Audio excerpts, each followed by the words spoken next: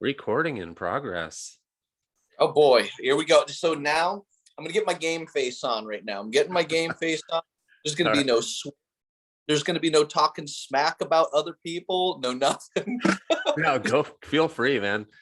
No, I need listeners. Be as crazy as you want to be. No, we deleted the last podcast I did because it was so crazy and outlandish. But I was high as a kite on airplane glue. Well, barge some. But yeah. So Mark Harrison from Omnivores Quiver and Homestead. Is it Quivers? Omnivores, Quivers, and Homestead. That's actually Omnivores Homestead and Quivers because we were Omnivores Homestead before we were a Quiver company. Oh yeah, I even wrote that down. Sorry, I had it backwards. You took notes. Oh, of course. Look, you dork. You have that, dude. Now I want to know what the notes say because, like, now I'm feeling like I'm kind of important. Like, I don't know how to tell you this one. I'm kind of a big deal. Something here about the most important traditional archer on Earth. Something, yeah. Just, okay, you actually wrote that? You want to tell us about your business and your lifestyle there? Okay, no. All right. You've been listening to Mangroves to Mountains podcast with Mark Harrison. I am the worst person when it comes to talking about business. I just want to talk about fun things. Like, okay, let's skip that section. I agree. Yeah, fun stuff is just so better. It's like, but so, you do live near the woods, or not? I guess it's almost in the woods, right? On a big public land area. I live in the woods. I can't say exactly where. A bunch of people still know, but I literally live in the middle of a wildlife management area. Like, you walk out my backyard and everything is here. We've got pigs in the backyard. We've got deer in the backyard. We got tons of turkeys this year. Right. I got crawdads. Because we're so close to the Gulf too. See, I'm slowly giving this away, and people are going to get very upset if I give away where I'm at because no, don't do it. They don't want nobody else out here. The truth is, like, I want everybody out here. So, but I'm not going to say. But yeah, I've gone on strike for business. That's why I say I'm not going to talk about business. Like I said to you earlier, I'm filling my orders. I'm keeping my inventory up. But honestly, I am just having fun because we got knocked down with COVID for like 2 weeks. And like, I don't even want to get into that. I felt like crap. I was wiped out. Now that I'm feeling better, I just want to enjoy myself. I spent the entire day yesterday doing nothing but build crawfish traps all day long, just sitting there with music playing, listening to the podcast, and just sitting there stapling together crawfish traps. I spent all day teaching elementary school age children. You can imagine how my day went. You're doing something wrong, dude. It's not my fault you made bad life choices. I don't even know. It actually was okay. It's actually been pretty good. We're in our second week of school so far. So far so good. And none of the kids are on Zoom. They're all in person. So thank God. Oh my gosh, so much better. Teach them since you're an art teacher, you could teach them to build crawfish traps in like a form of art. So that way you could take the traps. Do you guys have crawdads down there? Yes, yeah, we do. Yeah, you do, because you play in the Everglades. They're all over you. Yeah. Yep. Yeah, dude, I love them. I didn't know how much I love crawdads until like we ended up at this, what the heck is it called? I don't know, some like Louisiana like dinner place. Mm-hmm. Oh, hold on. Somebody's trying to actually call me. I didn't even know anybody could do that. All right, I hope we just totally didn't. Nope, we didn't screw the whole thing up. No, awesome. I think it's still recording too, so we're good. So yes, I didn't even know that crawdads I knew that crawdads were here, but I didn't know that they were actually good ones, like big ones. And we discovered them actually a friend told me about them in here, but I didn't even know I liked to eat them until I went to this restaurant. I thought it was like the greatest thing in the world. And they was like, oh, just get them right in your backyard. I'm like, what? So this guy showed me, that they trap crawdads like right here, walking distance from my house. Oh my gosh. So now I'm completely and totally addicted. Like today I hauled my traps. We got probably overnight and some of the daytime, we ended up with probably about 4 or 5 pounds of crawdads. Whoa. Yeah, I saw that in one of your Instagram posts about the crawdads. That was pretty cool. All right, so me being dumb, I didn't realize my phone is going to die. So let me go over to the charger now. Oh, dude, I'm so cursed when it comes to all of these things. Like, it's not even funny. But yeah, slacking with business. That's for darn sure. Well, you're still recovering. You're recovering, so you got an excuse. Well, I would say I'm most of the way recovered, but slacking. Yeah, I know a few families that everyone in the family got COVID, and the adult male in the family had it the worst. Like they were the sickest of the family. And that was the same for you, right? Yeah, I was stupid. I was like running around because what happened was my road washed away in that last big storm that we had. So I ended up like out there, like, I feel fine. Yeah, I'm good. And I just ended up working like an idiot and kicked my butt. But it's fine. The only catch is, we got sick at the worst time. See, Jim from Centaur was supposed to come down. He was flying in for, because Allison drew alligator tags and I drew alligator tags. Like, how the hell is it even possible? Like, we never draw. So, and we drew for our area too, which is crazy. Allison's like, why are we both going to put in? What if we both draw? I'm like, we're not going to both draw. Don't worry. Yeah, we both drew. Yeah, so we both drew. Jim was supposed to fly in for Allison's tags. We canceled. Like, we feel like crap. So it's, and then my tags came in a week later. I'm like, oh, Jim, come on. We'll change your flight. Come in a week later and we'll be fine. Week later, I still felt like crap. I told him, I said, that's it, dude, close it up. So we didn't even gator hunt. The good news is our tags become viable again on September 2nd. So we're going to get out. We're going to blow out Allison's tags. Yeah. Because she has to be on the boat. And getting a babysitter is not easy. So we're going to shoot the 2 gators with Allison's tags first. Then I'm probably going to go out and take like a 12-footer. Hopefully somebody will come with me. I don't even know. So we haven't figured that part out yet. But I'm saving 1 tag for Jim, who changed his flight to October 2nd. So we've got, hopefully, if everything goes well, 4 gator tags that we're going to be filling in the next month. And explain who Jim is. Not this Jim. Oh, sorry. Centaur Archery, the guy that builds our longbows. Yes. Okay. And he's like 3 feet tall, like a 3 foot tall bodybuilder. I was gonna say like a muscular dude. Yeah, but he's this big. Poor guy. Is it Neves? How do you pronounce his last name? Jim Neves, Neaves or something like that. Yeah, he's my little dork. He builds my longbows. Nice. But ready for this? I'm actually going to be doing a little bit of primitive possibly this year. Really? I'm not going to talk too much about it because we're not sure exactly who, what, when, where, or how. But I've been shooting so damn good lately, and I mean like insanely good that. How do I explain it properly? All right, so we'll start from the beginning. I make what's called a clicker tab. You've seen it, right, Jim? Yeah. Oh yeah. Mm-hmm. So the clicker tab. Putting the clicker almost like a sear inside of the tab, because I got target panic. I fight target panic like crazy. I've used all the other, target panic aids, and they work and they help, but this is like the final step in my target panic. So I built this thing and a lights out. Like, lights out's an understatement. Like, you put me in a tournament, I'm going to win. And it got to the point that a few people had accused me of cheating because it works so well. And I'm like, yes, that you make a good product when you're accused of cheating. And I'm like, I said to the one guy when I caught him saying it, I'm like, can I get you to quote that so that way I could put it on a t-shirt? So good. It's like cheating. It's like cheating. Yeah, I love it. Oh, I was gonna have a t-shirt made. So long story short, I shoot a longbow with a hunting weight arrow, normally around 600 grains. So hunting rig, the bow weighs like a half a pound. And yet the tournaments are forcing me to shoot men's bare bow because I know it's crazy. What? So my bow, because they're saying that my clicker, the only thing that makes it a clicker is that I call it a clicker, that it's not a clicker, but it's a clicker, but it's not, but it doesn't meet the guidelines to put you into that class. So they keep shoving me in this class. And the thing is, everybody's laughing, like, oh, he's never going to win against all the Olympic recurve guys. Dude, I crush them every freaking time. I crush them with a hunting rig against these guys that are shooting like 25-pound, bows with like 110 grain arrows. Not only that, I'm crushing the rest of all of the, all of the other groups. They're shooting the highest score.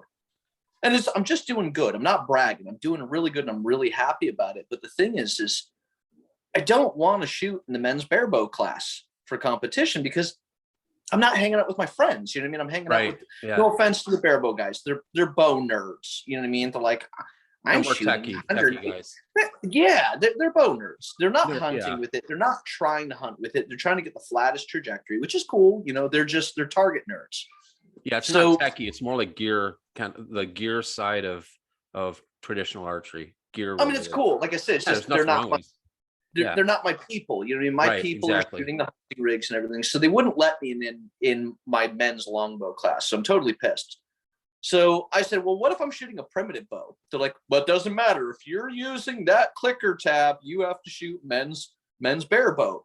So the game plan is I'm actually going to pick up a primitive bow with primitive arrows, self nocks, the whole 9 yards, all of this totally primitive, old school stuff. But I'm going to go to a tournament and I'm going to have them go, you have to shoot in men's bear bow. And you know what I'm going to do? I'm going to win the whole tournament shooting a primitive bow in a men's bear bow class just to be a total dick. And whose bow? Whose bow is it going to be? You don't know yet. You're not sure. We were talking. I'm not really sure what the game plan is yet, so I don't want to say too much about it. But yeah, no problem. I wanted to build one, but let's be honest, dude. Like my life is so crazy. Like I've never built a primitive bow. I know nothing about it, so like it'd be really cool to. One day I will, but this year I don't think so. So we got a couple people in mind that we're going to probably end up having them build one. But the thing is, too, I might suck at it. I'm feeling good about it. I'm feeling really good because I could pick up just about any bow and shoot it pretty well with a little bit of time. But at the same time, I'm like super nervous. Like I'm like talking smack, like I'm going to be awesome at it. And all of a sudden I might pick this thing up and just shoot like crap. I don't think so. I think the fundamentals are the same, especially since you're cheating with a clicker. Yeah. Dude, it's totally not a clicker. Like, but I know I've seen it. It's not at all. It's a clicker, but it's not a clicker. Like I have a clicker on my bow, but I don't. Half the time I can't even make it click. What's that? What are you shooting? A string clicker, like a string clicker? Yeah. But like I said, it's more like a mental. It's like a crutch. I don't actually. I pull it to where it's almost going to click. I can feel the tension on it, but I don't actually click it. So I have it set beyond my draw length. So I'm like, I'm feeling it about to go, but it's in my head. So because I've had target panic for 40 years. So you're using slow down is what you're doing, but you're missing the point of the clicker. Like you have to have what's the discipline? If my buddy Matt, I'm like, you lack a discipline. Like you have to have the discipline to say, no, I will not shoot this bow unless it clicks. Yeah. And the issue with the string clicker is great. It's absolutely amazing tool. The issue that I have with it is the shoulder damage. That my bow shoulder is trash. The issue that I have with it is one day I'll be 27.5 inches, which is me flawless, feeling good, feeling strong for the day. And then the next day, I might be doing something stupid in the yard and working and be sore. And I'm at 27.25 inch for my full draw length. I can't get that last quarter. It's just no matter what I do. So it was causing more problems. It broke me. It's like a wild horse. It broke me like a wild horse, but I just still could never get comfortable with it. So I switched over to, what was it? The handy clicker. Mm-hmm. I love it. Did you try the handy clicker? Yeah, I have one of those. Yeah. Okay. I couldn't get comfortable with it though. I couldn't. I'm better with the string clicker. What finger were you trying to activate it with? It's been a couple years. I think originally wanted to do it with my thumb, but I can't remember what I ended up settling on. That causes torque though. Yeah. Yeah, so Ron Rohrbaugh, he tells people to do it with their top pointer finger by putting your whole hand. Oh yeah, on the back of the bow. Yes. See, yeah, on the back of the bow. I couldn't do it with my pointer finger because I like to feel the bow. So what I found is with the handy clicker, I would turn it upside down and I would use my ring finger and not even touch my pinky to the bow or anything like that. And I shot great with the handy clicker, and it taught me. The handy clicker taught me how to shoot properly. It also taught me at the same time that I can be very stupid and override and say, no, this isn't happening. So the handy clicker, it worked as long as I was focused and really truly understanding. Then I switched over to the RMS gear. The RMS gear was lights out. The RMS gear wouldn't go off if you were doing something wrong. The issue I had with it was the Florida slippage. It's the one that goes right there in the palm of your hand, right? Mm-hmm. Stuck to the riser. And as you increase pressure, it would activate. The issue is if your hand position varied even a tiny bit, you were screwed. Or if you're in Florida heat and that damn thing would slip, you were totally screwed. So I got really mad one day, and literally for the 50th time, I threw my RMS gear one in the garbage. And I'm like, I'm not doing this. I'm done with this thing. I'm never going to use this again. And I'm going to learn to shoot like a real man. And 20 minutes later of shooting with target panic, I'd be taking that bad boy out of the garbage. But I never really learned with it. But that's when I ended up doing the tab clicker. The tab clicker, it's like the best of everything. But the only reason why I really, really enjoy it, and I've noticed that a lot of people that use it had to go on that journey through going from the string to the handy clicker to a sear to an RMS, and finally would end up at mine. The people that are trying to start from the beginning at mine don't have the tools or the understanding, the mental capabilities. So I spent a lot of time coaching a lot to help people get through it and everything. It's tough. I know Ron did that too. He'd answer people's emails or call them, and all day, every day. And it's just because it doesn't work for everybody initially. But it does work for everybody. So say that again. Sorry. It does work for everybody. All these clickers work for everybody if they're mentally strong, and that's why I push Joel Turner. Yeah. Without Joel Turner, you've got, if you don't have the tools or the understanding in your brain and body on what to do, the clicker's worthless. You know, I get these guys that, you know, would order a tab clicker.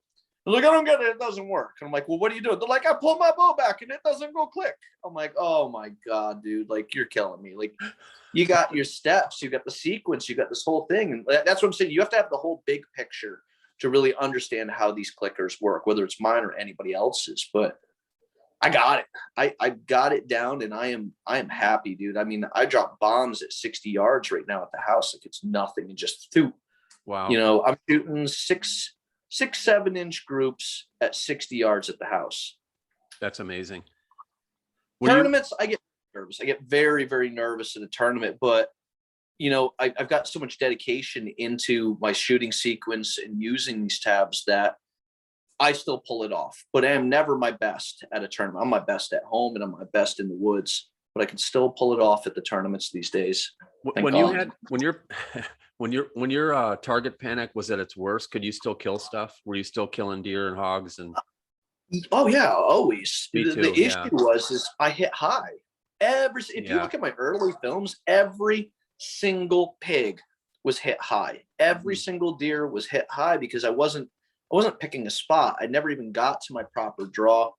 I never shot below an animal. I always shot above. But it was getting to the point it wasn't fun anymore. You know, I really didn't enjoy myself at one point until I really learned and understand everything. You know, the funny thing is all this target panic stuff, I got really good at shooting a gun. That's what's really funny. I sucked at a gun my whole life. Now, dude, I am really good. Like, I'm like, whoa. Yeah, it makes sense to be connected. Go. Yeah. Yeah. And I think Joel Turner isn't he pretty much isn't he a trainer for police with guns, right? He was a firearms instructor first. Yeah. I feel like don't quote me on this, but I think he was something to do with military also. Military training. Yeah. His stuff is good. You know, this is probably not the best reference. Shot IQ is like AA. Take what you need and leave the rest. People like, did he just do an AA reference? I'm like, yeah, I did. But you know, some of his stuff, Joel can be a little bit outlandish and hard to understand some of it because he's so advanced in some of the shooting techniques and, you know, and shooting sequence that like beginners have a hard time following. I didn't understand a damn thing he was talking about. Now everything is clear to me. But take what you need, leave the rest. Like he's getting crazy doing like internal psycho triggers and stuff. Nah, I'm good. Just give me something that goes and gives me a click and I'm happy. You need to develop one for us old school guys that shoot with a glove. You probably shoot something stupid like split finger too, don't you? Of course I do. You see, this is what I'm saying. Like, you know, what are you, left-handed also? Just make no, the trio? not that bad. Okay. Oh, you're not that bad. You shoot split finger in a glove. Fred Bear called. He wants his antiques back. Okay. I knew you'd love that. Boy. Yeah, we're going to talk smack about Fred Bear right now. Oh boy, no. Here it goes. They've already tuned out, and when we start talking about target panic, so don't worry about it. Yeah, but you know what? You say that, but you know how many people I know have target panic? Like everybody. The majority, yeah. Yep. Dude, you go to it. Like I was talking to somebody recently, and God, I can't remember who it was. I feel like it was Kim Hammond. He actually just killed his first deer yesterday too, by the way. Awesome. But I think it was Kim talking about going to an archery shoot and like a competition. He's like, I don't know. I'm very, very nervous. I'm not sure if I'm capable. I'm like, it is not what you think it is. Like when you get to an archery shoot, 75% of the people can't shoot worth a damn. Half of them can't even get to full draw. Half of them can't even hit the target at all. Like, it's not very intimidating. The cool thing is everybody's still having fun. But the one thing I've noticed since this whole target panic, being out in the open, being talked about, the AIDS coming out, I'm watching a lot of people shooting lights out recently. And I mean, like people that were just okay shooters in the past, I don't know what the hell's going on. These people are shooting freaking crazy. So, they're stepping up the competition so hard. So I put more pressure on myself, seeing them shoot better. I think it's really cool. Everybody really working at it and really learning to shoot a bow rather than just shooting and doing okay. These guys are learning and really stepping it up these days down here. And I guess with success, it makes you want to shoot more, and that can only help in the woods. Oh yeah. Confidence, the biggest deal with hunting is confidence. That's why the clicker works for me so well. Like I could shoot clickerless at home, without the tab thing. As long as I'm mentally focused. But the problem is you put a deer in front of me or you put a group of people standing behind me. I just get so excited and flustered that, I can't hold it together. So I need that mechanoreceptive trigger, I think Joel calls it, the clicker. I need that to stop me and force me to go through my steps. Mm-hmm. And by doing that, I don't care what comes in front of me this year. It's going to die. Doesn't matter what it is. I don't care what distance it is. It's gonna die. Yeah, that's a good feeling, right?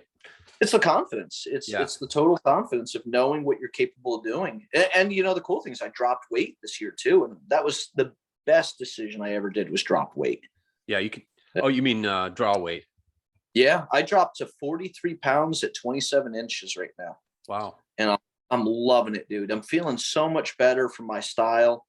The amount that I shoot, it's I've been hovering at about 49 at 27 for years. Then I dropped to 47, then I dropped to 45 and just recently dropped to 43. I feel like 43 I should have been at my entire life. Mm-hmm. I feel like I'd have less damage, less problems, but I could hold it. I could, it's really cool. You ever watch what the hell is his name? South Cox from Stalker Stick Bros. You ever watch his films? Yes. South Cox. I've seen them all. Yeah.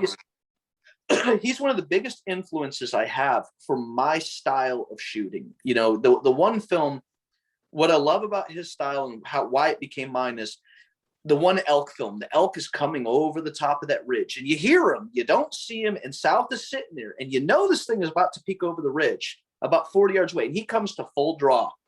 There ain't an animal in sight. They're nowhere in sight, but yet he comes to full draw because he knows that he's comfortable. He's locked in that back tension is very, very solid. I don't know what his draw weight is, but when I watch the animal coming down the hill and him holding that bow for about a minute and a half, and then finally just going, okay, here's the moment. And he pulls through a shot and whacks this thing. And said, that's what because like hogs, for me, a hog is a very jerky, fast animal. You know what I'm talking about. Oh yeah, definitely. When if you try to snap shoot on a pig that's say feeding or, in a group, by the time I'm getting the full draw, that is already over. So when I shoot a pig now, I will literally draw my bow. I don't care if it's sideways. I don't care if it's, quartering towards, quartering away, or full frontal. I'm going to draw my bow because I can hold that bow for a minute if I wanted to. And I will wait for that perfect shot. I don't care how long it is, and then just slowly pull through, click, and then I'm going to drop that pig. Versus there's a pig, draw, shoot, I can't do it. Yeah. That's why there was so many bad shots in my past on pigs, trying to get it back because you got to hurry. Like if you say you got to hurry when you're drawing your bow, we're going to have a problem. That's a problem. Yeah, for sure. gonna short draw or just pluck it or mess it up one way or another? Oh, with the size of the damn broadheads I shoot, I can't. Yeah, that was actually, you're reading my mind. That was on my nerdy notes that I wrote down. So which broadhead are you using? All right, so I bounce back and forth between Centaur battle axes and Centaur short mags. Now, a lot of people confuse them for Simmons broadheads. What happened was his old man Simmons, years and years ago, when he still had the thing, he stopped making them. He got sick. I don't remember what I feel like I want to say cancer or something like that. So Simmons sort of stopped manufacturing. So Jim Neves over at Centaur, he loves the Simmons heads. So he called the old man. He's like, hey, I'd like to build some heads. They're very similar to yours. They're glue on and so on and so forth. Single bevel. So they look very similar to Simmons, but they're not. So I shoot the battle axe, which is 2 1/8 inch wide. I tend to run them about 225 grain total broadhead by the time I put the adapter in there to make it screw in. That thing is huge. I killed my bobcat. I killed a lot of pigs. I killed a lot of deer with it. But recently, I've switched over to Jim's short mags. They're only, I call them my little broadheads. So they're like only 1 3/4 inch wide. So I call them small. Yeah. I'm non-vented. I've been having an issue with deer down here. Jumping the arrow. Big time. Last year, actually the year before, we had a major problem. We couldn't figure out what the hell was going on. We put tape over the venting on our broadheads. Boom, no problem. Really? Nothing jumped, nothing moved. Pigs never jumped, but the deer did really bad. So Jim actually made me non-vented short mags, which is like a smaller version of the battle axes. But I'm still running those about 225 grain. I like them being a little bit smaller because what happens is if I'm in a tree stand, I really want that pass through. And being a lower poundage, even though I'm a heavier arrow, I want to know that arrow is going to pass through so I can get a solid blood trail. If I'm on the ground, though, I want to shoot the battle axe. I don't care if it passes through. Anything that damn thing hits, it's going to die. And it's putting a hole in it, 2 1/8 inch wide plus, obviously this after it cuts. So if the broadhead doesn't pass through, I don't care. It's just scrambling that thing like eggs inside of there. Did you say that those are single bevel? Yeah, I shoot all single bevel. I like single bevel. They're hell to sharpen though. The concave broadheads are complete hell to sharpen. I use his sharpening wheel to do it. It takes me seconds. Oh, wow. Oh, Allison's here. Guest appearance. Allison. Hey, hello. How are you? Speak loud because he's recording. Oh, hi, how is it going? Say hi to the audience, Allison. What are you shooting this year? Centaur, of course, right? Yeah, I have a Centaur Chimera. Awesome. Yeah. And you using one of those giant broadheads too? You're shooting. Yeah, short. I think I shoot the. You're shooting short mags this year. Short Allison's got it easy. I literally set her bow up, tune it, and all she has to do is just go out. She doesn't even hang her tree stands anymore. I scout it. I find the deer. I set the cameras. I tell her what time they're coming. I tune her bow for her. I hand her a bow. She just goes up and whacks something. And then she just comes home like, okay, I'm done. And I assume you're both filming this year, right? Because I've seen Allison kill a few deer on video. And I think, Mark, you've never killed anything on film, right? I don't kill anything unless it's on film. Believe it or not, like I debated this year about not filming anymore. I say it every year and I say I'm not going to do it anymore. I'm burnt out on it. And it's not so much being burnt out on it. The algorithms are really ridiculous these days. Like, dude, our YouTube channel used to get like 100,000 views on it. Now, like I get like 300. Like, yeah, I think I offended too many people and it's driving me crazy, but I still film and I do it for me, but I'm not going to lie. I got a little bit jolly when it was doing really, really well. And now that it's not doing really, really well, I'm like frustrated with it. Mm-hmm. Like, I put out some awesome films this year and yet nothing. It's weird. They I know. They don't show it. I just put out a kind of a best of hog hunting series, not a series, but one video, and I have a part 2 coming up soon, but those get pretty good. There's just so much deer footage out there. So much deer content on YouTube. I don't know I think even now with trad, so many people filming their trad hunts, I think it's just flooded, I don't know. Well, I think the quality is down. I don't see very many quality films going out on YouTube anymore. There's always like these short, lame ones and everything. But the thing is just like I spent a lot of time editing. And like I'm telling you, I really believe that the algorithm got screwed up because I talk smack. I talk smack in the comment section, and I think that I just get reported. Here's one. Like the most important videos I have ever done in the history of YouTube have been field dressing videos. Field dressing is one of the most intimidating things for new people. Like, yeah, anybody can learn how to shoot a bow. Anybody can do all this stuff, but having, hands-on experience, field dressing has always been something hard, and a lot of people do it wrong. So I put out a hog field dressing video, a deer field dressing video.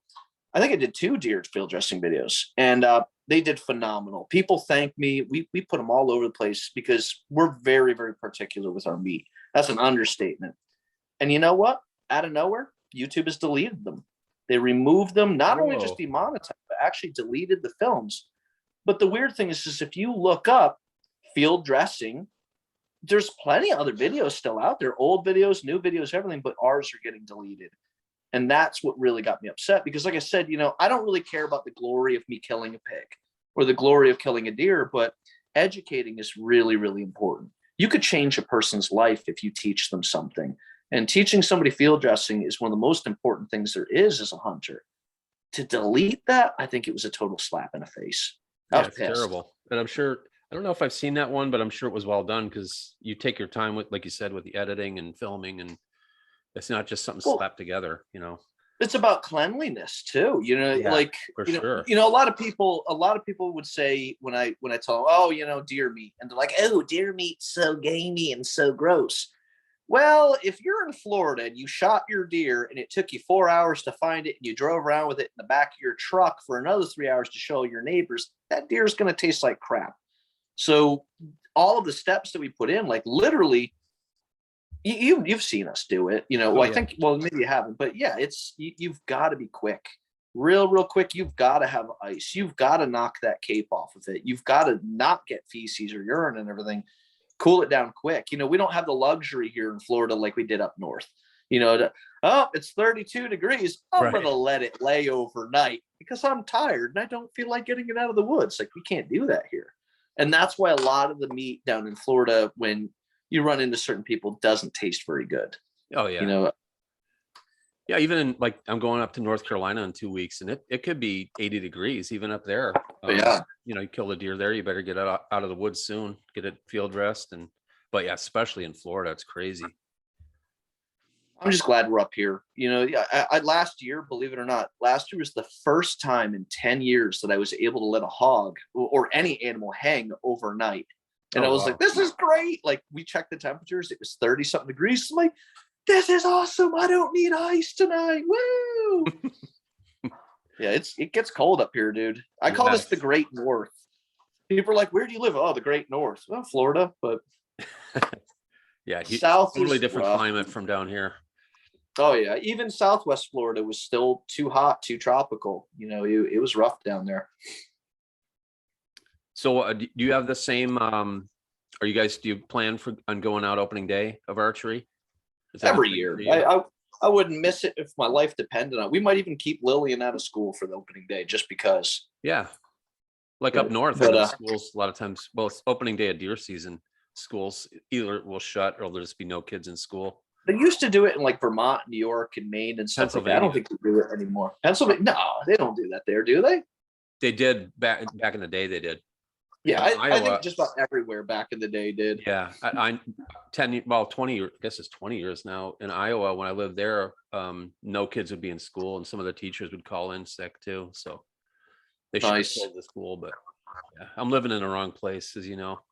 You need to burn you don't even own the place. I was going to say burn your house down. You don't even own it. There's no point in burning it. Yeah. No, get the hell out of there, dude. The best thing I ever did was move up here. I love it up here so much. It's not even funny. I don't even know how I wasted 10 years of my life in the tropics. I mean, don't get me wrong. I like the tropics. I just didn't like the area that I was in. Yeah. That this is the best place I've ever lived. Today, like I said, I'm on strike. I'm completely on strike with business. I'm doing what I have to do. I worked on the machines today for a little bit, did some grading, and I started putting tree stands together. I busted out all my tree stands, oiled all the little squeaky spots, painted up the rusty spots. I mean, we're ready to rock. Nice. And I'm definitely gonna whack something on opening day. I mean, I try to do that every year, but the rut is still pretty screwed up over here. So it's early, right? Is it an early rut there too? Like down here? It's going on right now, dude. Yeah. I didn't think it would be like that. I thought it was gonna be more normal here, but it's not. It's still pretty stupid up here. So I'm supposed to try to whack a buck on opening day, but the truth is, dude, I eat this stuff. The first thing that walks by is gonna die. I don't care what it is. I don't care if it's a pig. I don't care if it's a deer. It's gonna die. But my buddy kind of makes fun of me over it. He's like, "Yeah, you got to focus on the bucks early season." I'm like, nah, I got to focus on the brown early season. The trophy is the meat. I still want a big buck. I always want a big buck just so I can say it. But there's not too many over here. It's tough. It's a tough hunt here, but there's so many pigs. I love pig hunting. If I had to choose between pig hunting and deer hunting, I would take pigs. Yeah, I've messed with people in the past. Like, we need to get some of these deer fences up. What do you mean deer fence? To keep the deer out so I can hunt my pigs. Yep, exactly. Oh, when they come over to my feeders, my stupid does are eating my corn again. Got to get them the hell out of here. Shoo, does, get out of here. Those terrible Osceolas, get them out of here. Yeah, I got a lot of birds here this year. I struck out for turkey this year. My mom shot a turkey this year. I can't believe it. My mom started hunting literally like, I don't even know how old she is, not even sure. But she just started hunting this past year. Like, talk about starting late in life, and she's addicted. She's bear hunting tonight. Really?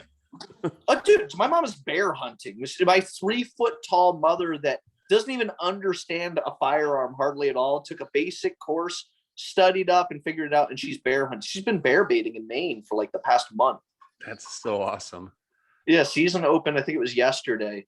But yeah, she sat like 60 days straight down here, whatever the length of season is. Could not get an Osceola if her life depended. I said, "Mom, don't worry. You're going to Maine. The turkeys are stupid in Maine. Don't worry about it. All the northern eastern birds." Right. She gets up into Maine. They're dumb. They're so dumb. She's like, "I heard like 10 gobblers this morning." Here, if you hear one, you're like a god. Oh, no, it's terrible. I mean, they're there. There are birds around. They're just quiet. Dude, I'm a bow hunter. I'm definitely a trad bow hunter. The issue I had this year is I was just so dedicated to the trad bow that I had a big gobbler coming in, and he was coming quartering towards me. He's at 50 yards, 40 yards, 35 yards, 30 yards. I'm like, oh my God, it's going to happen. I get ready to draw my bow because I just figured I'd drop him at 20. And all of a sudden he just turns slowly and just keeps walking, maintained about 30, 35 yards from me. And I could take that shot. But the issue was that shot, I had just gotten my new bow the day before, and I wasn't feeling it yet. It's a new bow. A bow for me is a very personal thing. It takes time to get comfortable with, and 24 hours is not enough to take a 35-yard shot on a gobbler. No. But the truth is, I thought he was coming closer. I really did. I thought I was golden. That was the only real good opportunity I had this year on an Osceola. Yeah, they're tough for sure. I'm It was a finally getting learning some on my pig feeders. I got some birds showing up, which is nice. I mean, obviously you can't hunt them on a feeder, but they'll be around next spring, I hope. So we'll see. They're a tough bird. I haven't killed a turkey yet with a trad bow. I try all the time, but I'm in the wrong state. If I travel, like I can go out to Montana and I can whack a Miriam like it's nothing. I mean, Jim calls them in like crazy over there. I mean, it's easy. Or even, Connecticut Easterns. Easterns are just such easy birds up north. They're dummies. They're used to walking around rich yuppie people's yards all day. So yeah, my sister lives right in Boston. They come right down her street like a parade. Oh yeah. I was over at, I can't say all Osceolas are like that. I was over at a friend of mine, Frank Florio's place, somewhere south of me. It's over by Tampa. I think it's like Newport Richie or something. And I'm sitting there waiting for him. I had to drop off something for him. And literally the biggest gobblers I've ever seen just start walking up and down this like gated fenced community. And like, I told him, I'm like, "Frank, you got a giant gobbler at your neighbor's house?" He's like, "Cuz come in the backyard." I come in the backyard and like, it's like a swamp inside this gated community. And he's like, "Yeah, the turkey and deer just walk around in here all day. There's like 50 of them." Oh And my like there's God. turkeys everywhere. So I guess it happens there too. It's just I'm hunting harder areas for them. Yeah. And just being a WMA around you, probably they'll get some pressure in the spring. Oh yeah, it's a decent bit of pressure here. It's the other thing is I'm new to state land. I know this sounds crazy. I've been spoiled my whole life with private land. That's what I do. I've always hunted private land, but living inside a WMA, like it's pretty awesome. Like we have over 20,000 acres in our backyard that's huntable. Wow. So is it prime? No, not at all. Is it hard as hell? Absolutely. Are there a lot of bucks? No, not at all. But it's the ability to play on 20,000 acres. I've never had something so large at my fingertips. So it's quite intimidating though too. Very, very intimidating. Where to go, where not to go.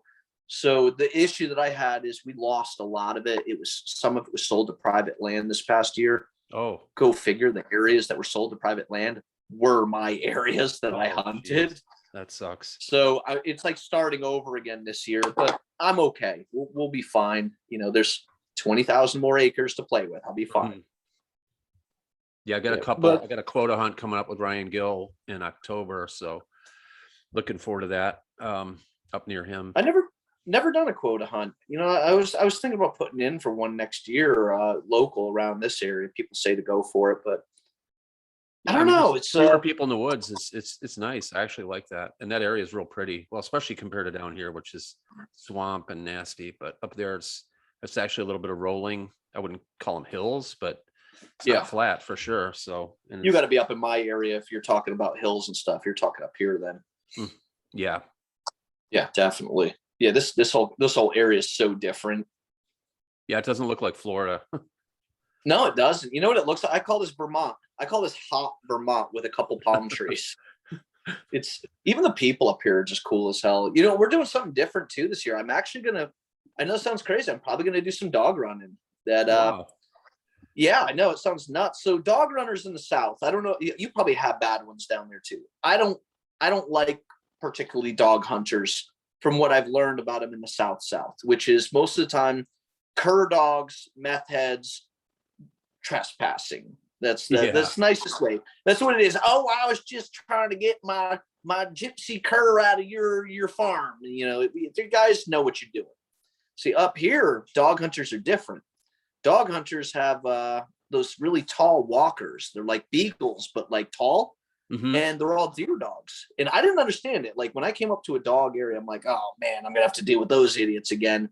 No, man, they're like 60 to 80 years old on average, the dog runners, and they're hilarious. And they know these woods like the back of their hands. So once the dogs hit the ground here, the deer are pretty hard to hunt. So if you can't beat them, join them. We're actually going to run some dogs, but I'm going to do it stupid though.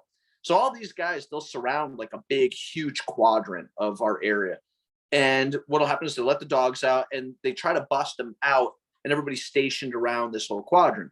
Yeah. So as the deer comes running through, they'll hit it with 00 buck or triple up buck. I'm not going to do that. I'm going to sit on a trail very, very close, and I'm going to sit with a longbow and shoot them like I'm bow fishing. So I will have to snap shoot this year, which is a big no-no for me. But I'm going to do it. And the reason why I want to do it is because they told me I can't do it. That's why I'm going to do it. Like, you can't do that with a bow. What are you, stupid? I'm like, yes, sir, I am. Tell your friends about me.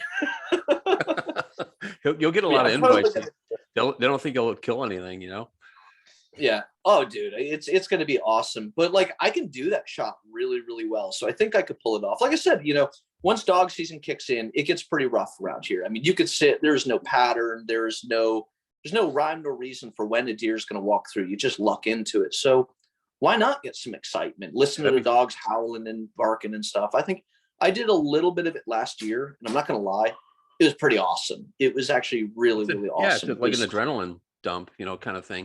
Because it wasn't. You could hear the dogs in the distance, and yeah, it's fun. I've been on a couple of them. It's not like a pig hunt. See, the pig hunt's rough. A deer hunt with dogs is so different than a pig hunt with dogs. But I'm also planning on doing a pig hunt with dogs this year. My buddy that I don't even know his name right now, Jared McCoy. He's he works for Bear Archery. I'm probably going to end up heading out with him. We've talked about it. We have not set a date. That I saw a film a few years back, and I thought it was like the greatest film ever. It was who's the guy that's hanging out with the meat hunter guy, Clay Newcomb. Oh yeah. Mm-hmm. So Clay Newcomb went out running hogs with dogs, but he brought his trad bow, and literally once it gets bait up in the swamp, he would just get up on it and just whack it with a trad bow. Obviously you got to clear the dogs and everything, but it looked so fun. It's something I want to do really, really bad. Yeah, I've killed a few that way with dogs. Oh, you have? Yeah. I didn't. No kidding. See, that's gotta be exciting. It is exciting. And, just running up on them and you don't know what's going to happen. That's when they're probably the most aggressive because they're fighting the dogs. So, if they're going to fight me or the dog, they're probably, I think a lot of times when people get charged, it's just the pig is just running from the dog and happens to run over someone. But yeah, it's definitely an adrenaline rush for sure. But the last couple places I went, they won't let you use archery equipment at all, even a compound bow. So that's kind of over, at least down really in Florida. Yeah, just because they're afraid for their dogs. No kidding. Well, we're not. Well, some people don't belong shooting a bow, so yeah. I can understand the fear that they have, but I'm actually a professional, so I can handle these situations. I think what it is like I think the arrow will go half the way through the hog and it'll be sticking out, and then the dog will jump in on it and they'll get stuck. You know what I mean? Ooh. As opposed. I never thought of that. Yeah, as opposed to that's what one of the guides told me, as opposed to like you actually shooting a dog not on purpose, but by mistake. So, yeah. Well, now I'm probably going to not be able to go. If Jared hears this, he's going to be worried about his dogs. He won't hear this. You'd be surprised. Especially when I say I'm talking smack about certain people. That's when they really get excited. They're like, wait a minute, what? Yeah, really? You mentioned me? All right, so while we're talking smack about people, my buddy Matt, I'm not going to talk smack about him. I'm just going to mention him, but I'm not going to talk smack about him. we have this ongoing joke. I talked smack about Matt in a podcast a while ago. It's not even bad or anything like that, but I mentioned something and he took it to heart and it kind of stuck, even though it was a long time ago. Oh, so we just don't do that anymore.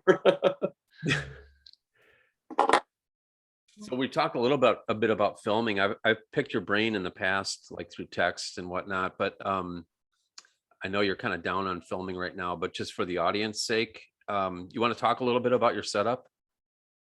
I'm actually changing. I'm changing up a little bit this year. I hated GoPros. I absolutely hated it, despised them, thought GoPro was the biggest piece of crap in the history of the world in all filming until they came up with image stabilization.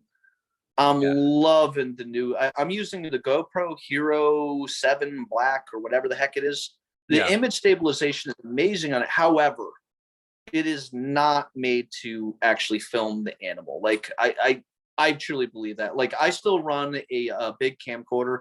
I run the Canon XA10. And the reason why I run a Canon XA10 is Canon is dummy proof.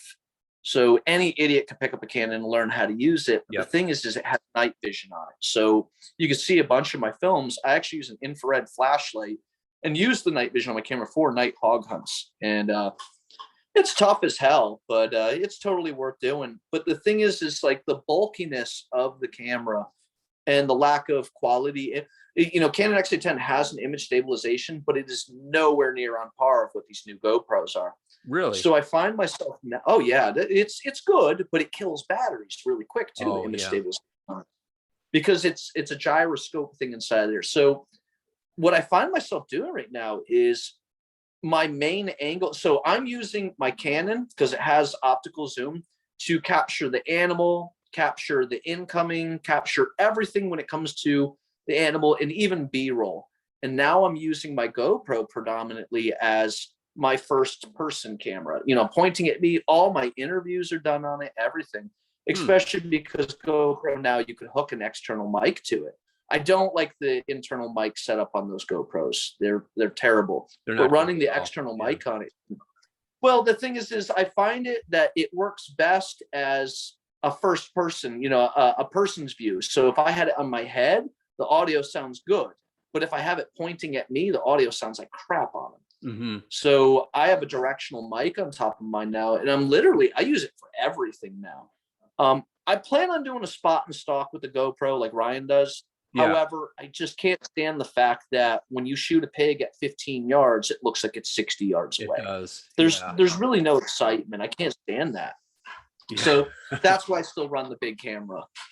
But yeah, the other thing is too is, a GoPro is cool, but it's literally a stationary object. It's set down and that's it.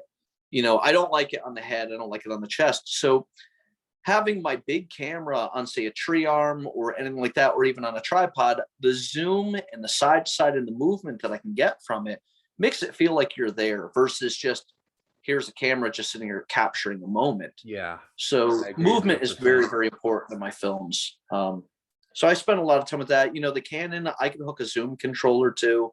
I run my external mic on it. I run a fluid head. Like I said, those things give you the movement.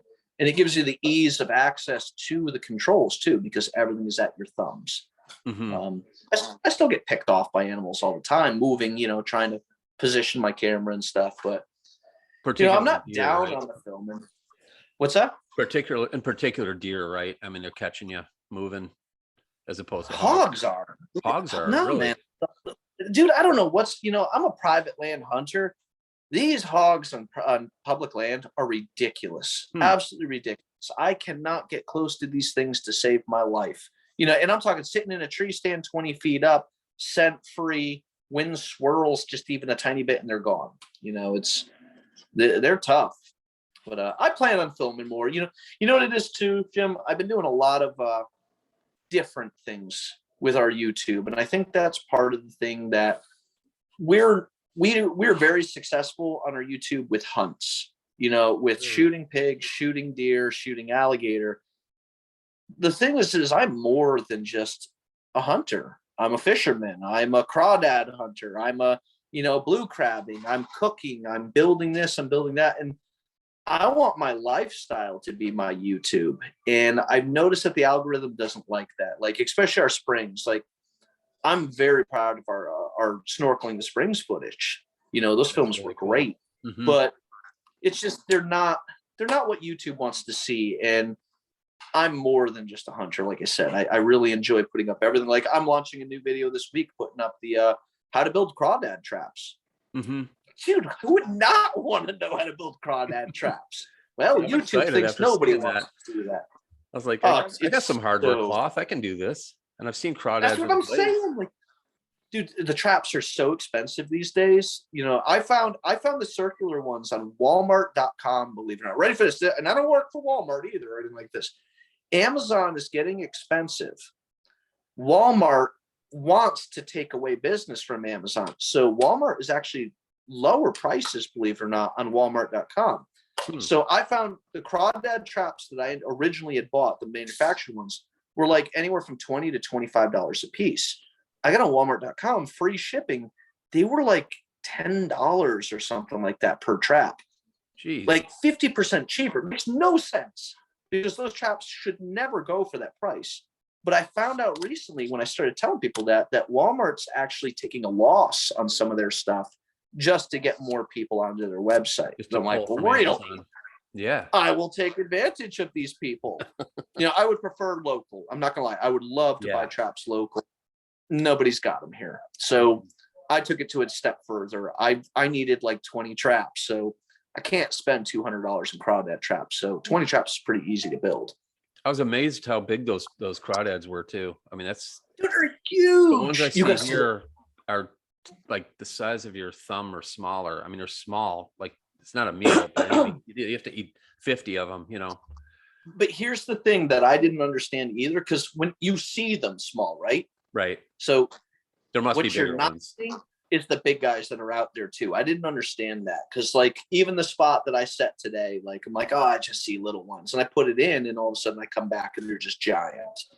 So is that mostly at night catching those, or anytime of day? No, we'll bait our traps. Say I like to do it say afternoon, 5 o'clock. I'll bait them. Mm-hmm. I'll check them in the morning, empty my traps, rebait them. I'll check them at 1 o'clock. Then I'll come back at 5 o'clock, rebait them again, and then just so on and so forth. So it's 5 o'clock, 8 o'clock in the morning, 1 o'clock, 5 o'clock again. But it doesn't matter what time it is. You hammer them. Obviously, you have the most when you let them soak overnight. Mm-hmm. But it didn't matter daytime, anything. Just go for it. You have a crawdad trap line. Pretty much, dude. I literally do. I love it. It's awesome. That's what I'm saying. Like living in this place is just amazing. Like, and the cool thing is the exploration. Like, dude, we went off-roading in the minivan yesterday. Like, my mother makes fun of me. If I say, "Hey, do you want to go for a quick ride?" She says, "We better pack a backpack, bring water, rain gear, sidearms, snacks, and emergency, provisions and everything." Because like a small ride for me always turns into something. So yesterday we went to go for a small ride in the van just to check the traps, which turned into maybe we should check out that spot up a little bit further, which turned into off-roading, which turned into clearing a clogged culvert, which turned into, oh my God, we're super, super late. Now we've got to drive like maniacs through this off-road thing. Like I'm talking through like 2 feet of mud and everything with a minivan. Yeah, I've done it. I had a minivan for years, a Grand Caravan. That thing was badass. That's what I got. People wouldn't believe me, like the stuff I would take that thing through. Trucks were getting stuck. I trust it. I said to Allison today, I said, I trust the minivan more than I trust my truck. I drove my truck through the woods today and I'm like, no, I'm not feeling it. I want to be in my little Grand Caravan. Yeah, I love it. Yeah, I had one for many years. And I've got a Jeep. The Jeep gets stuck more than that thing ever did. Yeah. See, the thing is, the van is too low because we flood out here pretty bad. Yeah. So Allison's like, we should update. And the truth is, I think we should just put a lift kit on the minivan. Yeah. No, like I'm dead serious. Like, no, ground clearance is the issue with those things for sure. Well, it's not even that. The water getting up onto the alternator belt, and then it starts slipping. So because we drive through like 2 feet of water out here sometimes. Mm-hmm.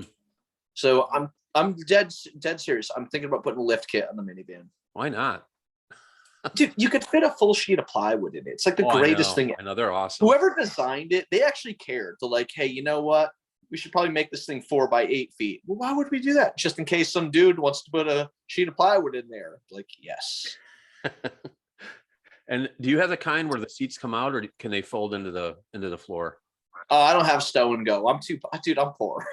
I had the stow and go. I enjoy life so much. I still have just removable seats, not stow and go. Yeah, I mean, same difference. I just love the fact that you can pull that out and or fold them in and you can camp. There's your tent right there. Yeah, we're going to do some tenting this year. The game plan is, you see, the gator hunt was supposed to be our big hunt for the year. The truth is, gator hunting is cursed for us. I'm not going to put in for tags next year, I don't think.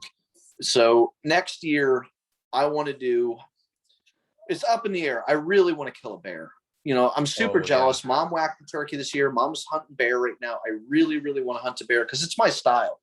I'm very, very good at sitting over a bait site.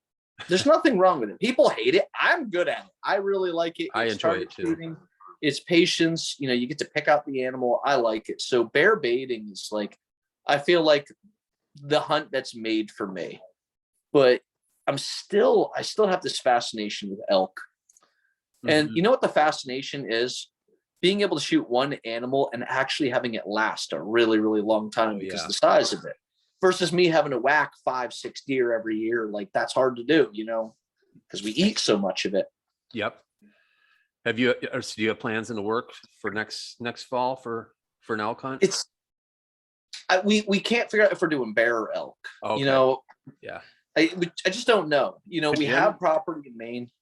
Could Jim hook you up with that? Or the problem is Jim is Montana, and Montana is lottery only. So the chance of getting lottery is not very good. You could do over-the-counter Colorado, but I got a bad taste in my mouth over a bad experience in Colorado. We got ripped off by an outfitter years and years and years ago. So I don't know. It's a really, really, really long drive to not know anything about what you're getting. So bear, I know what I'm getting. You put enough bear bait out and you have enough time and patience, you're going to kill a bear. That's what I really like about that. I feel like it has the highest success rate too versus elk. For sure. And bear's good. I like bear, dude. Oh my God, I like bear. They're delicious. Yeah. When you do it right, as you know. Yeah. But like processing, once again, gutting and processing and skinning and getting that thing cold. That's what really matters. But yeah, that's the game plan. Something new next year is what I want. I don't care what it is. I just want to do something new. Yep. That's what it's all about, right? New experiences. You already live in that lifestyle anyway, but something different out west. I've never hunted out west, fished out there, but yeah, someday I'd like to do that. Well, before I get too old. See, that's why I want to do something different too, because the one thing that I truly miss. So Florida has just about everything for me, with the exception of one thing: rainbow trout and brook trout. Yeah, that I know. I didn't know that I was addicted to trout. Like years and years and years ago, before I left Connecticut, a friend of mine, he's like, "You should go trout fishing opening days tomorrow." I'm like, "Trout? My bait is the size of what you're trying to catch." I'm like, "You're out of your mind. I'm a saltwater fisherman. You're crazy." He's like, "You should come." There is nothing more exciting than a 5-inch little brook trout on a dry fly. Literally, a dry fly I'm so addicted to, and I've not found anything in Florida that can give you that experience of watching a dry fly just get sucked down by a little tiny brookie. Yeah. They live so if I go to Maine too. I mean, they go, incredible, usually pristine waters. And yeah. I could do some trout fishing in Maine. I could do some trout fishing out west. So that wasn't the real icing on the cake. I just don't know.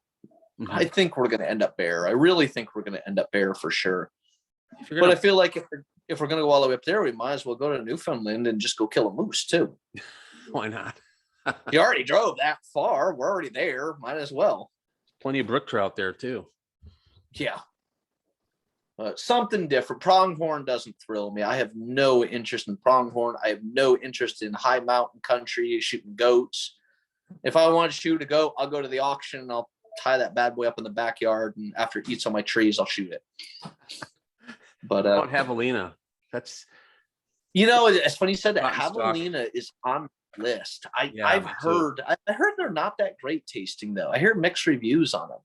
I hear mostly that but not good. It looks fun, dude. I feel like you know what I really want to hunt, and this hunt was supposed to happen this year, but COVID screwed it all up. I was supposed to go hunting nutria. I want to hunt a nutria and eat a nutria so bad it's not even funny. We were supposed to go up to New Orleans-ish area and meet up with some friends for crawdads and catfish and nutria. And it's all I think about is, what do they call it? Swamp beef.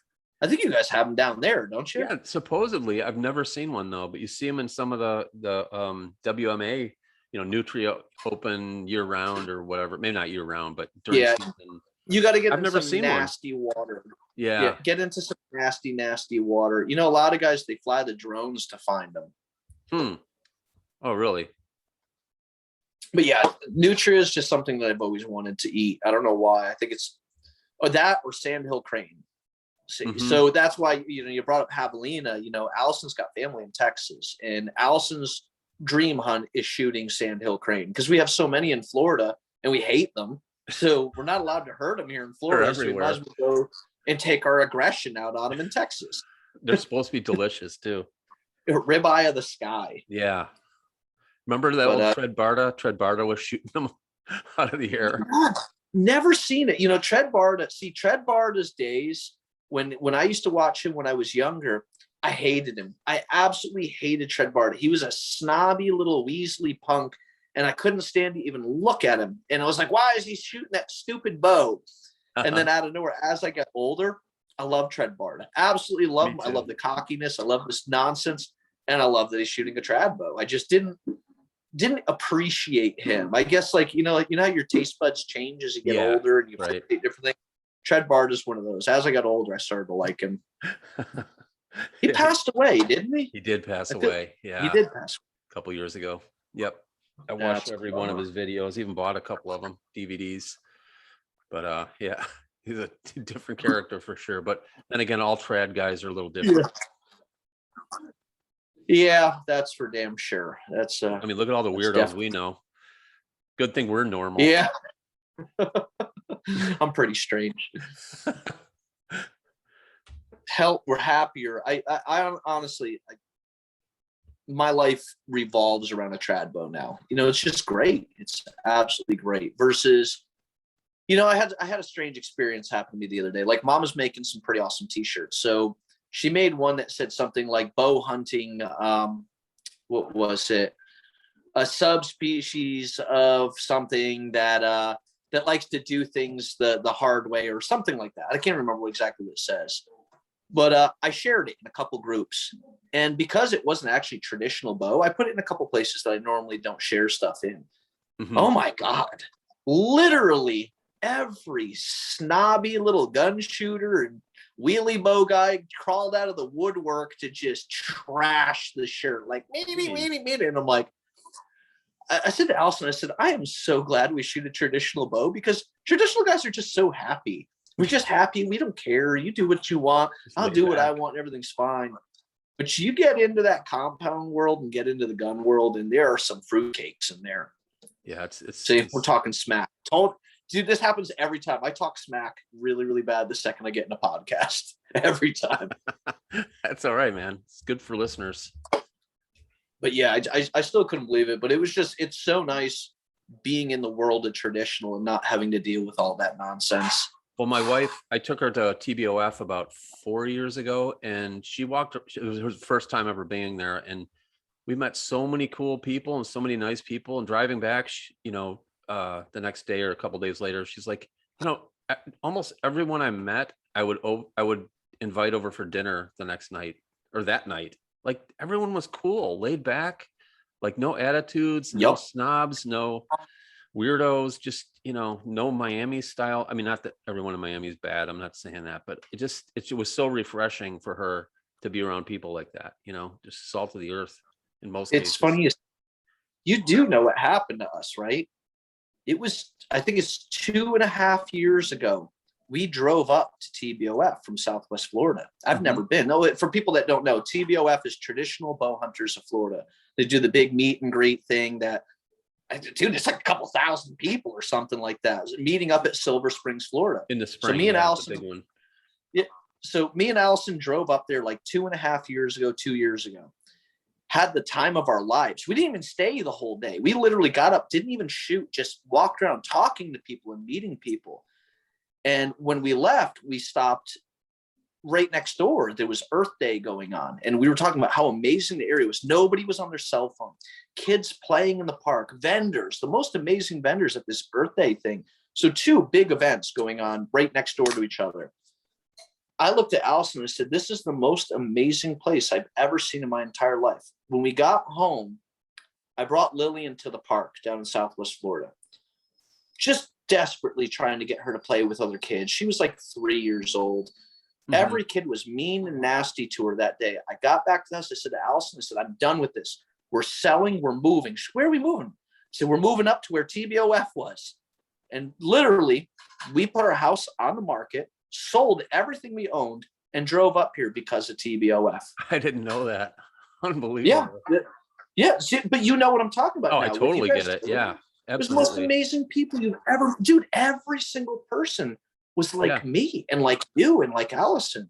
Yep. And and what was weird was at TBOF, that was amazing. But then going to the park next door for Earth Day, it was community, it was family, it was friends.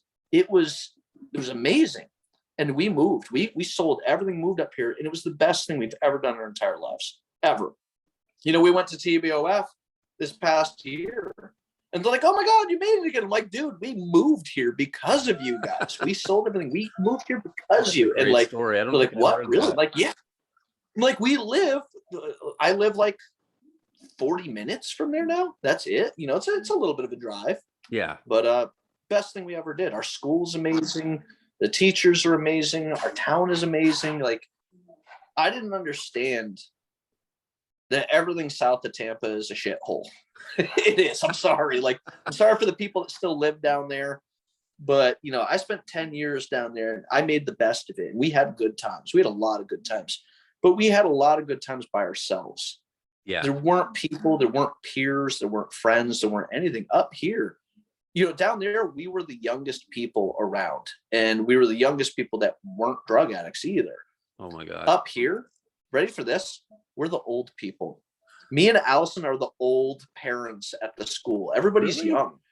Oh my Oh, God. dude, we're old as dust compared to them. It's hilarious.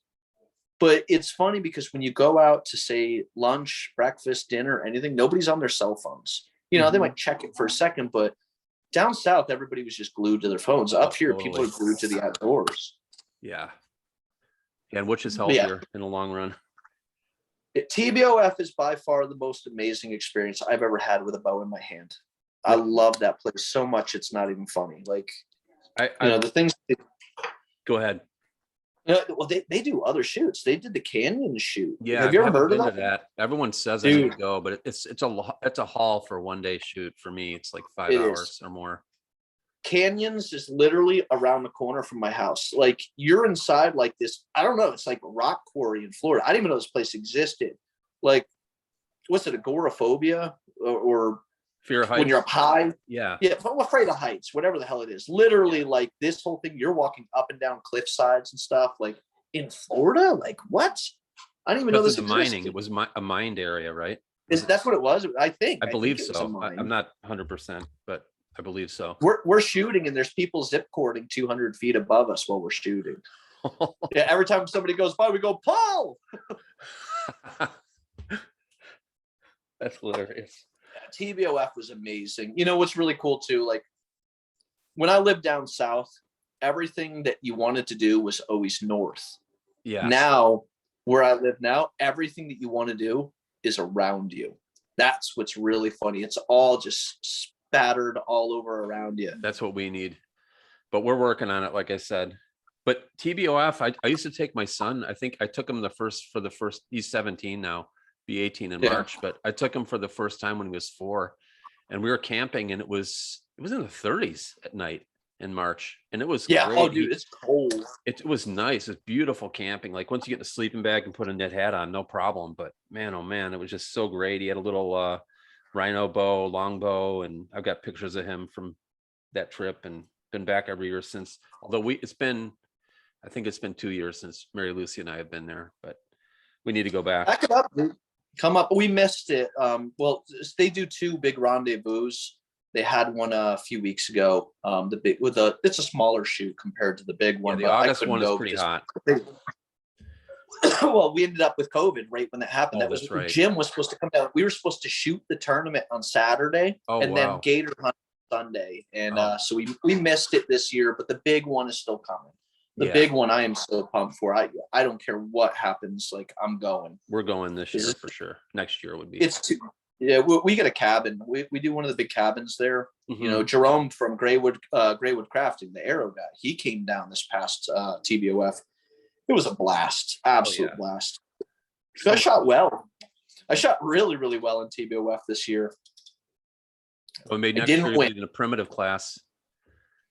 They won't let me because I'm shooting a damn click. Actually, no. See, TBOF is different. Their rules are different there. That it goes by the bow. It doesn't go by, my tab clicker. I can shoot any class I want there. Oh, good. I think. Yeah. But it was a tough shoot last year. See, last year I was silly. I had won TAS, Traditional Archery Society, the state championship down here with my Centaur. The next day, somebody asked to buy it and made me an offer I couldn't refuse. I talked to Jim about it, and he's like, let it go, man. I'm going to build something because I wanted to drop bow weight. We were talking about dropping weight. So I let it go. So I went in TBOF. It was like next week. So I had no bow. So I shot my bow fishing bow for the tournament. I still did pretty good. I shot I think I shot 3rd or 4th overall out of the entire place, which is a lot of people. Yeah, a lot. But not bad for a bow fishing bow. Yeah, absolutely. Yeah. But yeah, I'm pumped, man. I can't wait to go to that again. Yeah, we'll have to.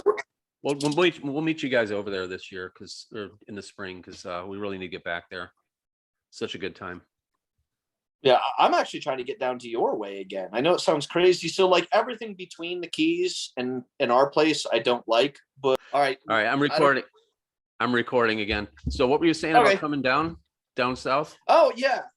I've not been down. So one of my favorite vacations I've ever done was the Keys. That wow. Yeah. Back before Lillian was born, Allison was still working. See, Allison had a job at one point, believe it or not. Most people don't believe that. So when we'd first met, I've always been a free spirit and been able to just do whatever I want, whenever I want, even before the Quiver Company. The construction money, you just had freedom. So I called Allison one day. So this is back when I just adventured really hard. I called Allison. She was at work. I'm like, hey, do we have any plans tonight? She goes, well, no, not really. It's a Friday night. So we should go to the Keys. She goes, what? I'm like, we should go to the Keys. She thinks. She goes, well, where are we going to go? I said, we'll just camp. We'll just hop in the car when you get out of work and we'll go camping. She goes, we don't even have a tent. I'm like, it'll be fine. We'll just stop at Walmart. We'll buy everything we need. She goes, are you serious? Because Alice and I hadn't been together for very long. She didn't understand what adventuring really was. Adventuring to me is literally, we have no clue. We're just going to go. Right. Mm-hmm. So she goes, finally, okay. So we literally stopped at Walmart, bought everything we needed. We just hopped in and started driving. Drove all the way down to the Keys. We stopped at, I feel like it was Jolly Roger campground. I think it was Jolly Roger. Got in at like 9 o'clock at night. So the camping area is like this little tiny little island thing over by the dock. So they're like, yeah, that's where you go camp and blah, blah, blah, blah. So we get down there. There's this beautiful, lush grass in just one little corner. I'm like, this looks like a great place to set our tent up. So we set our tent up, slept. We woke up in the morning. The people were knocking on our tent. They're like, you have to move. This is a test area for sod. So this is all brand new sod and you're tenting on top of them, going to kill it. They wanted to see if they sod the whole thing. But we did this random trip all the way down there. I got up in the morning. I literally put my mask on, sitting down 7 o'clock in the morning after having my cup of coffee, and I jump into the water. And the first thing that happens is a barracuda goes right across my face, a foot from my face. Freaked me the hell out. We ended up going to, what is it? Isla Mirada, which has, it's Bass Pro, but it's Isla Mirada Outfitters, right? Worldwide Sportsman. That's what it is, Worldwide Sportsman. And they have, what's that? Not Melville. Who's the guy that wrote Old Man in the Sea? Oh, Hemingway. Yeah, the guy, Herman Melville. I don't know who it is. So Hemingway's boat is in there, right? That big mahogany wood boat and everything, right? Yeah. And you could stand in the boat. And I looked at Allison. I'm standing in Hemingway's boat with all this beautiful woodwork and custom decking. I looked at Allison and said, I'm going to have a boat like this one day. And she just looks at me. Like I said, we hadn't been together very long. We just did this random vacation. I said, I'm going to have a boat like this. We got home 2 days later. I was standing on my 1959 Owens flagship mahogany cabin cruiser. And 2 days later, and she just looks at me like, what? We bought this. Oh, that's serious. Like that's how our life is. Our life is very, very spontaneous. Once Lillian was born, things are a little less spontaneous, but yeah. So standing in Hemingway's boat 2 days later, I'm standing in my 59 cabin cruiser. This thing was, we bought it. Honey, what did we buy that boat for? $300. $300 we bought the boat for. It was like a 23-foot cuddy cabin mahogany boat. What?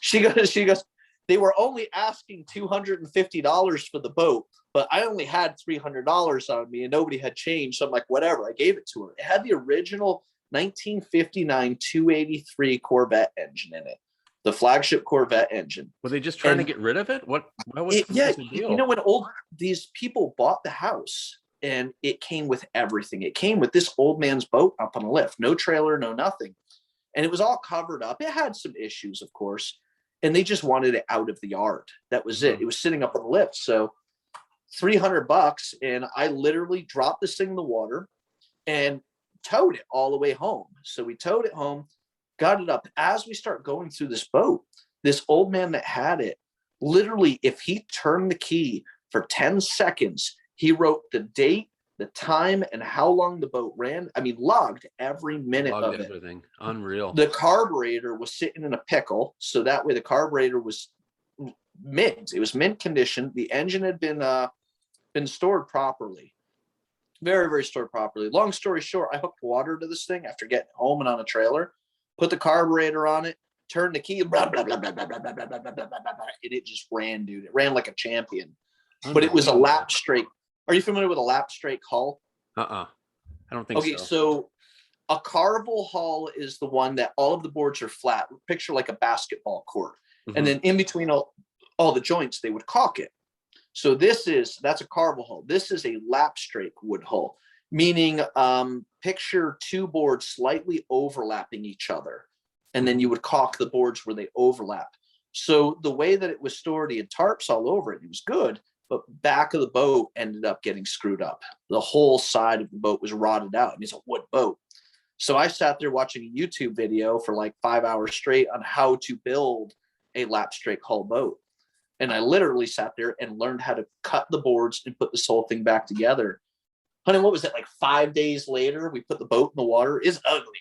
Yeah, I got to show you the pictures one day. Yeah, I'd like to see that. This ugly boat, we put it in the water, and you would shake down trip, let's see how it runs. We put it in the water. We're like, where are we going? Boca Grande. Dude, we steamed like 3 hours to Boca Grande for the first time.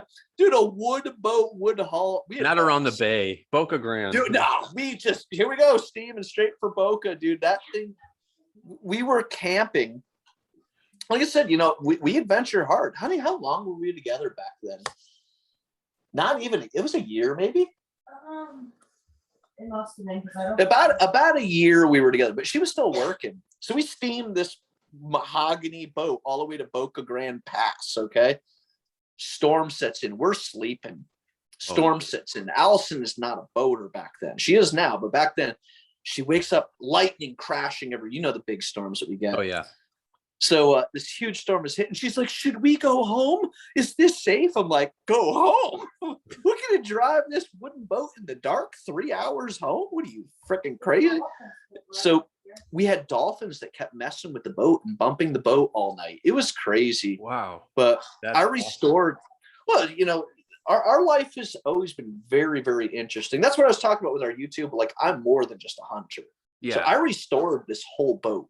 Like, restored it not like pristine hot rod, but restored it as my weekend warrior Hemingway boat that I can go fishing in. Incredible.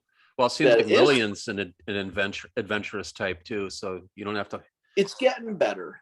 Having a kid slows you down because you can't do dangerous stuff like that. You can't wake up one day and go buy a mahogany Hemingway boat and steam it to Boca Grande with a child. You just can't do it anymore.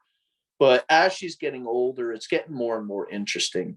A lot of kids her age are afraid of at least down here, they're afraid of the outdoors. They're afraid of ants. They're afraid of, butterfly or a lizard will go by and they'll scream. Like, I just, at least she's being raised outdoors in the outdoors a good portion of the time. And my son was too, and he's not afraid of that stuff. It makes a big difference. Yeah, she doesn't expose him. She doesn't know the difference. Living out here the way we do, she doesn't know. It's natural. Yeah. Well, big adventures are coming for sure. As she gets older, I think things are going to get better. We can go, our lifestyle is a little safer than it used to be. Our lifestyle is a lot safer than it used to be. Honey, remember? So another boating story. We're bad. We're really, like, Alice and I, it was like our third time hanging out. You're bad. Yeah. I just get drug along. Yeah. She says I'm bad, that she gets drug along. I had a little flats boat driving through Charlotte Harbor, and it kicked up. Charlotte Harbor is a harbor, but it can still get pretty snotty, especially in a 13-foot flats boat. Oh, yeah. Okay. So we barely, every time I get in the boat, the first thing I'm done, like, she goes, where are we going? Boca Grande. 3 hours. Every time, because it's the adventure, it's the craziness of who in their right mind would do this in this little tiny boat. We ended up on our way back. We're steaming back, and it is rough, really, really rough. And she looks at me. She goes, "Actually, it was on the way there that we were sinking, wasn't it?" I think that was a different time. Oh, it was a different time we were sinking. This time, all right, so we were sinking a different time. This time we're going through it, and I keep doing this. And I look behind me, and she's like, what's going on? Keep in mind, we had just met. She goes, why do you keep looking behind you? I'm like, I want to make sure the motor's not going to break off. She goes, what? I had a big crack in the transom, of course. Every wave, I'm like, this could be the wave that the motor breaks off the back of the boat. Yeesh. Yikes. And we sank on our first date. No. I thought it was our first date we were sinking. No, we were together for a little while. Something, I don't know what it was. Something went wrong, and The live well got stuck on and it broke. So the live well broke and it was filling the boat up. And I'm sitting there, I'm driving the boat, and all of a sudden, you know, your feet feel nice and cool. Like, ooh, that feels nice. And it turns out it feels nice because it's full of water, the whole boat. And freaked out. She's like, oh my God, what do we do? I'm like, nothing. Bilge pump's not working right. Let me just hot wire it. You didn't even tell me. Oh, no, I didn't. You told me to drive the boat, and you kept saying, ow. She wouldn't notice, probably. I told her to drive the boat. I don't know if you can hear it. I told her to drive the boat when we first met, and I kept getting electrocuted because the battery was underwater while I'm trying to hot wire the bilge pump to work. These are adventures. That's the Keys. That's why I want to go back to the Keys. Well, you need to come down to the Glades, and we'll go fly fishing for tarpon and snook. That's what I got to do, dude. I watched that tarpon video of you with the air tarpon, where they're all going airborne every time you set the hook. Oh my God. Fun. Yeah, that was some of the greatest footage ever. Oh my God. You. And were you using a normal camcorder on a tripod in front of you while you were fly fishing? I knew it. I looked at Alice, and that's what I figured, a Canon Vixia or something like that, right? That's exactly what it was. It didn't. I don't know how you pulled it off. I could slap you when I figured out. I'm like, that idiot's just sitting there holding a Vixia, isn't he? It's in my lap, but it actually works out really well. It's surprisingly stable. It really is. Although I had one tarpon jump into the boat and it almost knocked the camera out of the boat, but out of the kayak. But other than that, I figured line management. All I could think of is line management, because I'm not paying attention where I'm pulling my line in and it getting wrapped around it and going right in. Yeah. That could happen one day. Yeah. I feel like my life's peak was around that Keys trip. That I feel like everything was really, and I don't mean that in a bad way. Like, the height of my adventures were around the time that I stood on Hemingway's boat, because life was so random back then and so crazy. Yeah. That, and just freedom. Then you know what I say to myself every day? There's people that talk about the things that they want to do, and then there's people that do the things, and we're doers. We literally like, if we talk about something, we end up doing it, and we do it very quick too. Like, we're not like, we woke up one day, so we like TPOF. You know what we should do? We should sell everything we own and move. Boom. We sold. We moved. We go. Great. I think more people would be happier if they had that attitude. Just doing. That's one advice that I can give anybody. Just do stuff. Don't talk about it. Just go ahead and go and do it. Absolutely. Yeah. Well, Mark, you want to share how people can follow you? I think. Oh, the stuff that I'm bad at. All right, you could find me on, obviously YouTube. I think we're Omnivores Quivers on YouTube, but YouTube is just our full-length films. The truth is that the most fun you're going to see is on our Facebook page, because we put up so many mini films, which is just Omnivores Homestead and Quivers. Almost daily, right? I post every day. You have to post every day to keep yourself relevant. Instagram, I don't really like Instagram. I'm not going to lie. It's a pain in the butt to upload videos to. We're active on it, but we're not like crazy active. But our Facebook is our bread and butter, with all the constant antics and nonsense that we're up to. And that's our Omnivore Quivers, or is that what is I think everything is Omnivores Homestead and Quivers, except for our YouTube is just Omnivores Quivers, I think. Okay. Yeah, that sounds right. Our website is just Omnivores Quivers. Oh, and our website. Allison has informed me that our website is omnivoresquivers.com, because I'm terrible about that too. But product wise, we got it all. We got all the cool stuff. Oh yeah, no doubt. We build it, except for for those people that shoot split finger gloves. Forget it. We ain't got shit for you, dude. That's R&D, right, for that one. Yeah. You know what people ask me that I get a message at least once a week, like, "Hey man, do you happen to make gloves? Because I'd really like to shoot a glove made by you guys." I'm like, grow up.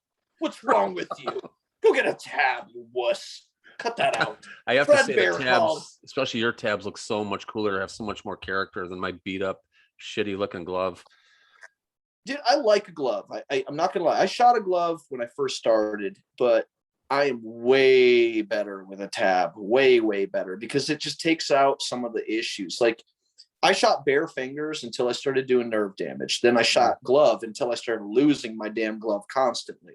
And then when I switched to tab, it creates a better even pressure across the string. So it takes away some of the stupidity that we cause. Uneven finger pressure, you can just get so many different problems with it. Changing over, that's a hard thing to do. We help people change over on a regular basis. It's a struggle. I tell everybody, get a tab and blind bail or blank bail if you're going to do it, because it will shoot different. Well, the tune is going to be different too, depending on how your finger pressure is. A lot of people are like, I can't shoot a tab, it doesn't shoot right. Raise your knock point 3 or 4 turns and watch what happens. You're going to shoot lights out. Except for you split finger guys. You split finger guys suck. You make do you make split tabs? I do. It's all right. So when you put up a post and nobody reads the post, that same thing happens with a website. All of our tabs are built as 3 under. Every single one of them are built as 3 under because, like you said, they're so unique. So when you check out on the website, it will ask you, do you need your tab split? Because I'll take that 3 under tab and we custom split it for you every time. The reason why I don't keep split separated in stock versus 3 under is because if I build a purple iguana, with, pink hair and I cut it split and all of a sudden somebody wanted it in 3 under, it doesn't work, but I could always take a 3 under and turn it back to split. That makes sense. Yeah. So it says it right on the website, but people will email you every day like, do you guys make split finger tabs? I'm like, shit, dude. It says it right there. It says it in the first sentence, man. Come on, you're killing me. Guilty as charged. Oh, so you didn't even know? I didn't know. Oh, you not. It says it in every post too. Like every post, I'm like, yes, we do it for split finger. You know why? Because I figure I've been shooting glove for 40 years and I'm probably never going to shoot. I actually have shot a few arrows with tab. I could probably do it, but yeah, I'm just, set my ways. I'm an old man. What can I tell you? Do you know why a tab is? I can give you 100 reasons. Oh, I know. I 3 really under is could. Better too. 3 under is better. Oh, yeah. Absolutely. I'm going to give you the number one reason why a tab is better. The number one, but you don't understand it because you hunt down south. When you start hunting in cold weather climates, how the hell are you going to shoot with your hand with that cheesy little glove, freezing it off? Especially a deer's at 50 yards. He may have pinned, you may have not. And you're sitting there like this, waiting and waiting while it's 30 degrees. Your hand is going to be freezing. Versus with a tab, you can wear a decent set of gloves. You can't wear anything too crazy thick. And you can put your tab over a set of winter gloves and still shoot pretty cool. Mm-hmm. So right there, that's one of the number one reasons right there. The number one cheesy reason, the real number one reason is you will shoot cleaner. The same reason why you don't see any Olympic archer shooting a glove. You just don't. Oh yeah, no, it makes total sense. No doubt. I'm just a weirdo, as we mentioned earlier. Damn kid, split. I can't believe you shoot split. Like I said, all 3 of you guys, I think there's 3 people left in the United States that still shoot split. It was AJ Dubé. He's obsessed with letting everyone. How a person shoots split? Same reason why somebody's a vegan. They're gonna tell you, I shoot split finger. Don't care. 20 years ago, there was no one shooting 3 under or tabs. No one. Yeah, it's more efficient. Here's the catch though. What's that? Yeah, even Allison said we started split. That everybody started split because that's what we were always shown, and that's it. Here's the issue. If I was born in, say, Montana, Colorado, anywhere out west, I'd be a split finger shooter because you're shooting further distances. It works better if you're going to consistently be, say, 20 to 35 yards. But let's be honest, dude, I shoot 5 to 20 yards. 3 under is way better for 5 to 20 yards. Mm-hmm. It just is. It's always no doubt. And anyone I've taught archery, a lot of people, every one of them, I have them shooting 3 under and a tab. But, a lot of people complain about sound. They're like, oh, my bow sounds like crap because, it's built with a positive tiller. Welcome to the 21st century. You can have an even tiller bow now. It's funny, even Jim from Centaur, he did not build even tiller bows until 5-6 years ago when we started complaining about it. He didn't do much of a positive tiller. His bow was very forgiving because he didn't go crazy with the positive tiller versus like the old Bears, the old Pearsons and everything. You shoot 3 under on the old Bears and Pearsons, they sound like crap. Mm-hmm. Absolute crap because they're built for split finger. Yeah. But like you said though, 20, 30 years ago, everybody shot split fingers. So that was correct. Yeah. Get with the 21st century. It's time, dude. Switch over. Maybe you can coach me at TBOF next spring. You need a clicker tab. That's what you need. Yeah, probably. Yeah. But you probably lack the discipline, don't you? Oh, absolutely. I lack it. I'm going to kill a deer in North Carolina in 2 weeks, though. You'll see. And are you going bow or are you going gun? No, with bow. With bow. Yeah. Bow? Yeah, because I know you whacked a couple with a muzzle loader last year, didn't you? One with a rifle and the year before with a muzzle loader. That's what it was. Last year I knew one of them. Yeah. Yeah. Okay, Mark and Allison, thank you so much for joining me tonight. That was fun. Do your thing. Good luck editing this train wreck. You're going to be doing it for hours. We only had one bathroom break, so it's not too bad, really. Oh, you're going to let all of this nonsense go up on there? We'll see. We'll see how it sounds. Probably. Why not? I think I only swore once. Yeah, it wasn't bad at all. Not at all. Hey, you're not high on fumes. That's why. You know, that's actually what it is. I'm inside the house and Allison's in here. So now I have to be on my best behavior. I can't talk about all the weird things she does. She's just giving me this dirty look. But yeah. All right, man. I'm heading out. Thanks, guys. Past my bed. Thanks, I'll Mark. talk to you later. Okay. Bye.